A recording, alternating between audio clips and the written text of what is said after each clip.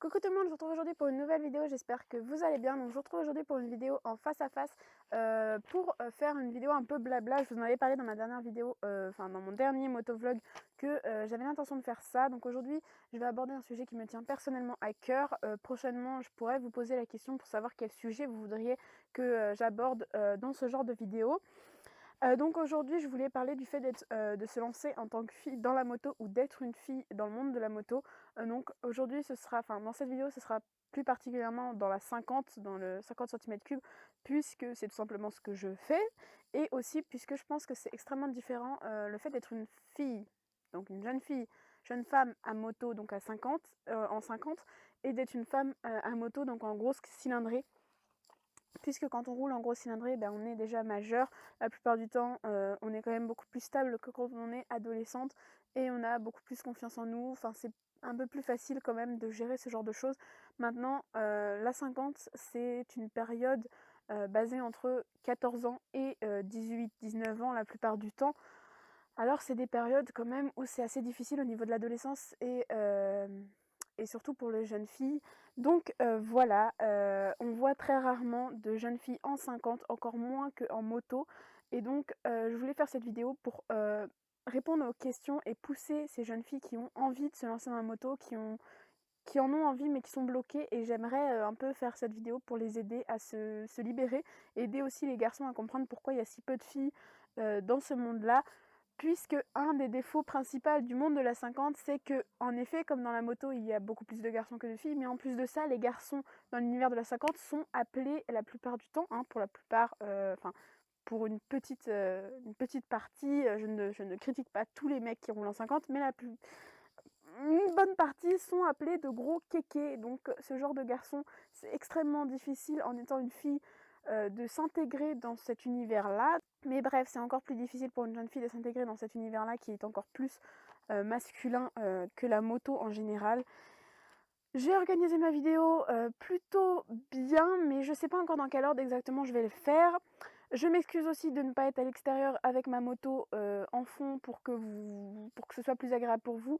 Mais ça fait 3 fois que je refilme cette vidéo. La première fois, j'étais avec ma moto dans un endroit très joli, mais des gens ont décidé de faire une réunion de famille dans cet endroit-là. Donc j'ai dû partir. Deuxième fois, je me mets dehors avec ma moto et mon père décide de passer la tondeuse pile à ce moment-là. Donc voilà, vous me retrouvez dans ma chambre, je suis désolée.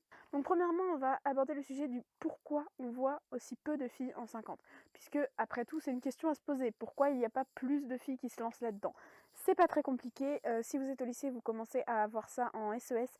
La sociabilisation, donc depuis tout petit, les parents disent, sans s'en rendre compte, on sociabilise les jeunes filles avec les poupées, les Barbie, la maman, papa, etc.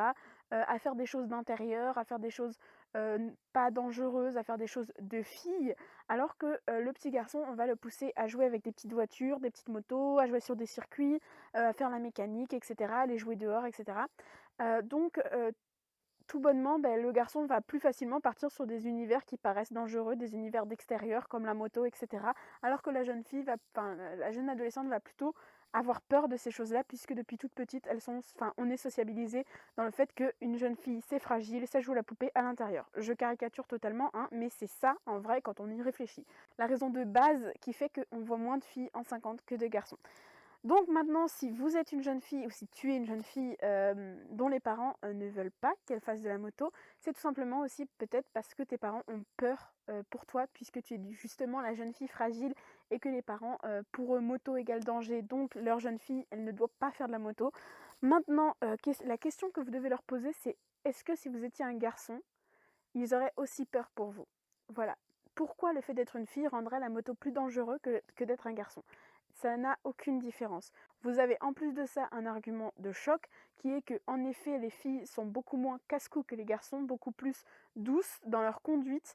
C'est vu, hein. Donc ont beaucoup moins d'accidents et font beaucoup plus attention sur la route. Après, je dis pas, il y a des filles qui sont totalement des casse-cou, je ne dis pas ça. Mais c'est un fait. Les filles sont plus moins folle, on va dire, sur la route. Donc ça peut être un argument face à vos parents. Et vous pouvez leur expliquer aussi qu'une fille a autant le droit de se salir les mains qu'un garçon. Même vous, vous devez vous dire ça. Pourquoi une fille n'a pas le droit de se lancer dans la moto, dans la mécanique, etc. ça n'a aucun sens. Voilà.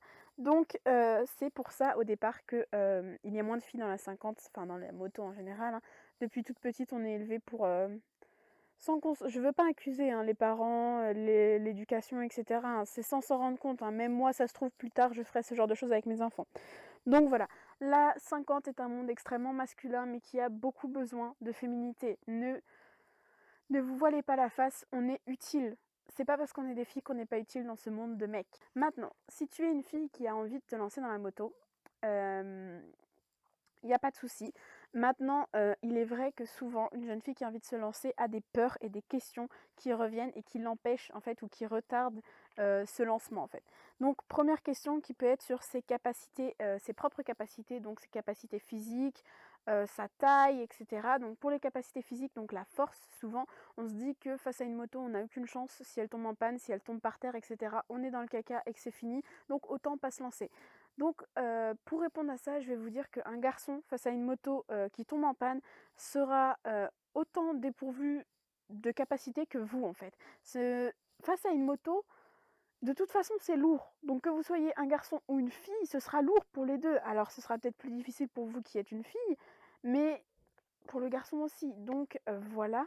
En plus de ça, être garçon ne veut pas dire être surhumain. Hein. Il faut pas non plus les mettre sur un piédestal en se disant eux, t'inquiète, du petit doigt, il soulève ça alors que moi je peux pas y arriver. C'est faux. Pour une anecdote, au tout début que j'ai commencé la moto, j'ai fait tomber ma moto en plein soleil, j'en pouvais plus, j'arrivais pas à la relever, j'étais toute seule, j'en avais marre, j'ai mis une demi-heure mais j'ai réussi et ensuite à la fin j'étais contente parce que il y a personne qui m'a aidée, je l'ai fait toute seule et moi qui pensais pas y arriver parce qu'il faut pas croire une 50 c'est quand même lourd, j'y ai réussi. Ah putain, j'y suis arrivée. Ensuite, pour ce qui est de la taille, il n'y a pas de problème, il ne faut pas que ce soit un frein pour vous. Aujourd'hui, il y a énormément de choses qui sont faites pour ça. Il y a des modèles de motos exprès faits pour les personnes de petite taille, comme la Urban par exemple, qui est la moto par exemple de la youtubeuse The Bike Girl. Vous pouvez aller voir si ça vous intéresse, qui est aussi une, je pense, de petite taille. C'est peut-être pour ça aussi qu'elle a choisi cette moto, je ne sais pas. Après, on peut creuser les selles. Après, il ne faut pas aussi vous arrêter au fait que si vos copains vous font monter sur leur moto et que vous voyez que vous êtes trop petite, la plupart du temps, les garçons en 50 rehaussent leur moto comme pas possible. Donc ne vous inquiétez pas, peut-être que d'origine, elle est beaucoup plus basse. Ça ne doit pas vous arrêter la peur d'être trop petite ou trop faible. Ensuite, une autre question, ça peut être sur le regard des autres, tout simplement, puisque en étant une fille à moto, on est beaucoup plus regardé qu'en étant un garçon. C'est un fait. Maintenant, les regards sont la plupart du temps positifs. Vous pouvez pas imaginer le nombre de personnes qui m'ont regardé et qui m'ont fait un pouce en me disant que c'était bien, le nombre de mamans avec leurs petites filles, le nombre de petites filles qui me montrent du doigt toute heureuse avec le sourire, etc.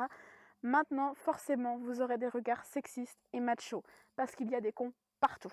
Donc voilà, la plupart du temps, les regards sur vous vont être positifs, mais il y aura des négatifs. Mais vous savez quoi? On s'en fout, puisque le regard des autres, on s'en fout. Point. Maintenant, les différentes peurs qui peuvent être ressenties par une jeune fille qui veut se lancer dans la moto, donc la peur de tomber, tout ce que je dis peut être aussi très bien ressenti par un garçon, hein. Je ne dis rien.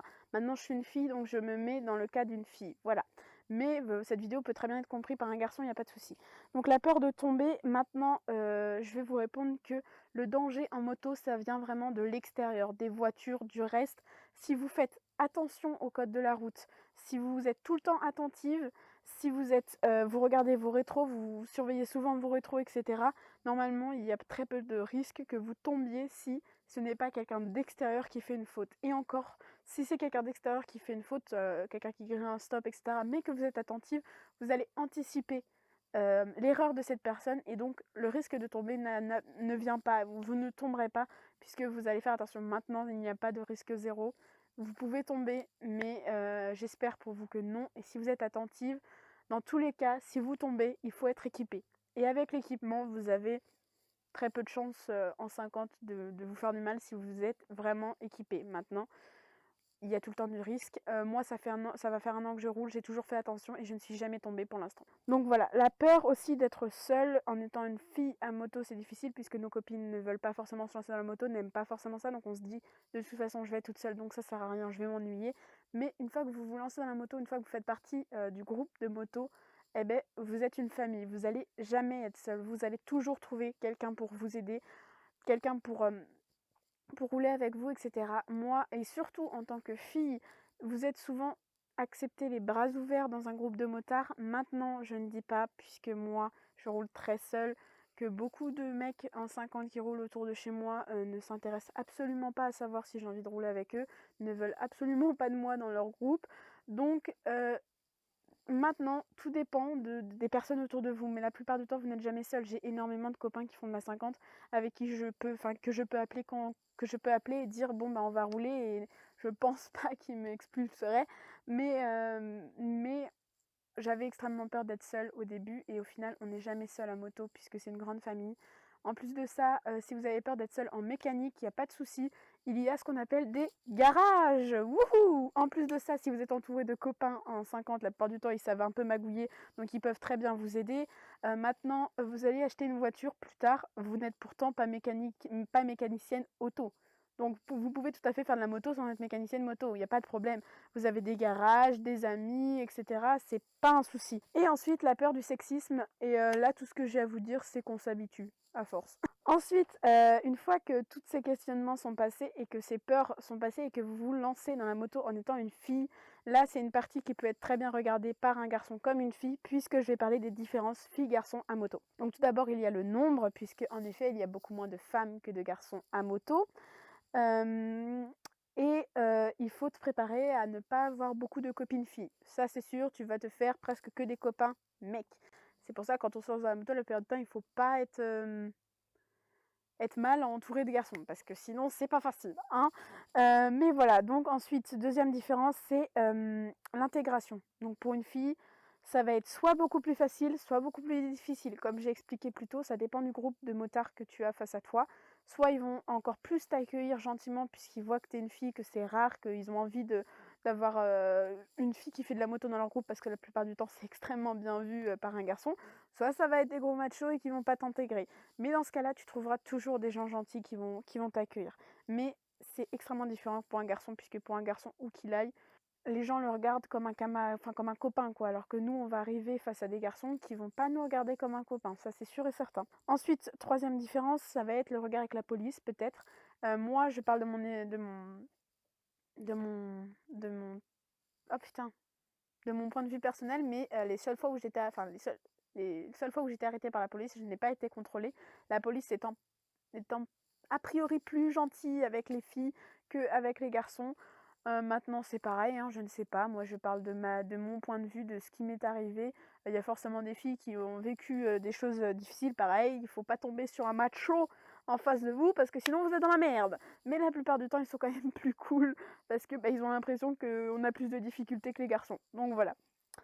Ensuite, quatrième point de différence, l'équipement. Il est plus difficile d'avoir un équipement fille qu'un équipement garçon. Maintenant, la plupart du temps, l'équipement fille coûte moins cher que l'équipement garçon, sauf que c'est moche. Enfin, pour moi, c'est moche. Ils sont tout le temps obligés de rajouter des petites fleurs roses, etc. Et moi, ça me saoule. Par exemple, trouver des gants à votre taille, ça va être un peu plus difficile, etc. Donc l'équipement, c'est un peu plus dur quand même en étant une fille, même si ça se démocratise beaucoup, donc il y a beaucoup plus de choses pour les filles. Ensuite, cinquième différence, ça va être les réactions.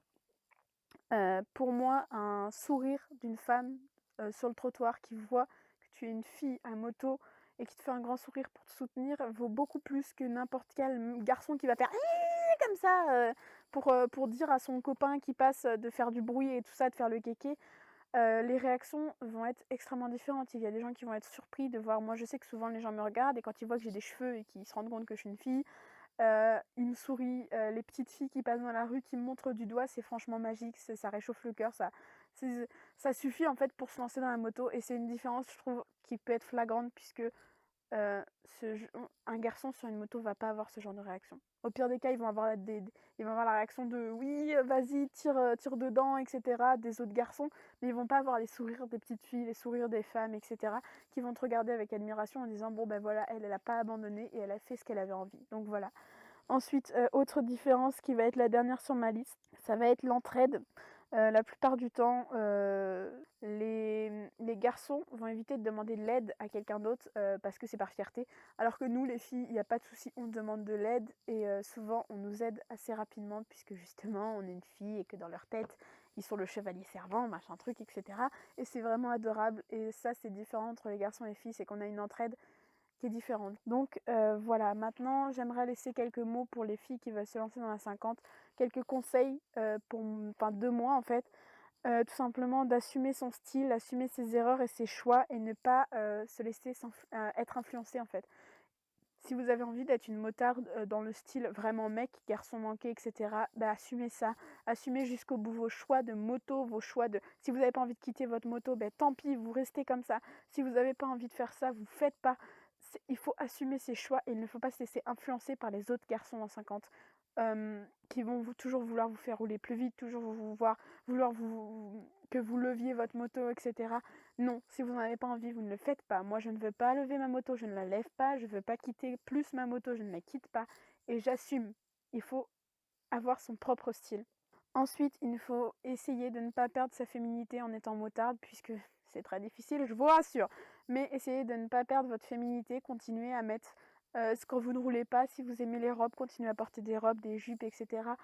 Puisque la moto, vous masculine, oh, je sais pas comment dire. Bref, la moto vous rend extrêmement masculine en fait aux yeux des gens. Maintenant, moi, je suis quelqu'un qui pense qu'il faut quand même garder sa féminité, garder ce petit côté-là. Mais quand vous êtes à moto, vous roulez équipé. Je vous interdis de rouler en mini-short ou en robe. Ce n'est absolument pas ce que je dis. C'est quand vous ne faites pas de moto, gardez votre féminité. Ou même quand vous êtes à moto, n'hésitez pas à vous maquiller si vous en avez envie. À mettre des jolis vêtements pour faire de la moto, c'est possible, hein, tout à fait. Et donc n'oubliez pas ça parce que c'est ça qui va faire votre différence et qui va apporter cette touche de féminité qui est si agréable. Ensuite, n'oubliez pas, surtout, autre conseil, de prendre du plaisir et de s'amuser. Faites pas des choses qui vous font pas prendre de plaisir en fait. Moi pendant un temps la moto me rendait triste, la moto me faisait pas prendre de plaisir, et ben j'ai arrêté. Il ne faut surtout pas vous forcer à faire quelque chose. Et ensuite, dernier conseil que je vais vous donner, c'est ne pas se démonter et avoir du caractère. Dans un groupe de moto, pour survivre, il faut avoir du caractère. Parce que si vous vous laissez vous faire piétiner, ils vont se moquer de vous, hein, c'est obligé. Tous mes copains passent leur vie à se moquer de moi. Ils savent pas à quel point ça peut me blesser, hein. Et je leur montre pas parce que voilà, sinon c'est fini. Si on vous montrait à quel point ça vous blesse, c'est fini. Il faut tenir tête à ce genre de personnes.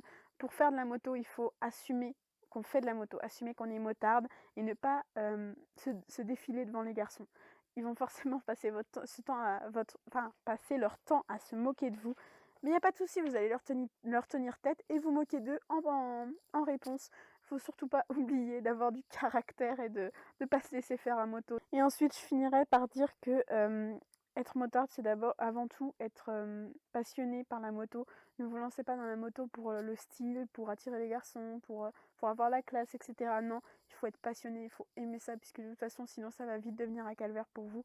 Moi, c'est la passion qui me fait tenir face au regard sexiste, face aux réflexions sexistes, face au macho, face à la phrase parce que t'es une fille, face à tout ça, c'est la passion pour la moto qui me fait tenir.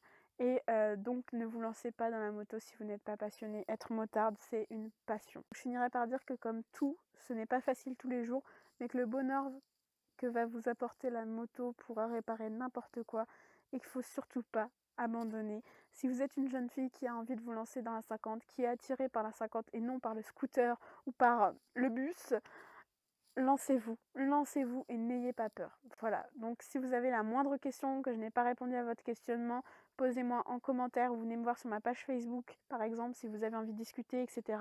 J'espère que la vidéo a intéressé, a été utile pour certaines personnes. Je me doute bien que vous, les garçons, la plupart qui suivez ma chaîne, vous en avez eu ras le cul de cette vidéo et je suis désolée, mais j'avais envie de la faire et comme je ferai tout le temps ce que j'ai envie sur ma chaîne.